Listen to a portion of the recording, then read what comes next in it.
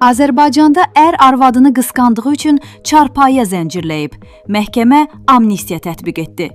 Abşeron rayonunda 1980-ci il təvəllüdlü Bədrəttin Məmmədov həyat yoldaşını çarpayıya zəncirlədiyi üçün məhkəmə qarşısına çıxıb. Megaxəbər.az Teleqrafa istinadən xəbər verir ki, təqsirləndirilən şəxs məhkəmədə əməlli qısqanclıq zəminində törətdiyini etiraf edib. O bildirib ki, evdə quraşdırdığı kameralara mobil telefon vasitəsilə baxarkən həyat yoldaşının telefonda qrup şəklində danışdığını görüb və buna görə də mağazadan dəmir zəncir və 2 qıfıl alaraq onu cəzalandırmaq qərarına gəlib. Qadın tanımadığı şəxslərlə yalnız proqram vasitəsilə ünsiyyət qurduğunu desə də, Bədrəttin Məmmədov fikrindən dönməyərək arvadını 5 saat müddətinə qanunsuz azadlıqdan məhrum edib. Bu müddətdə qadına yalnız 2 dəfə ayaq yoluna getməyə icazə verilib.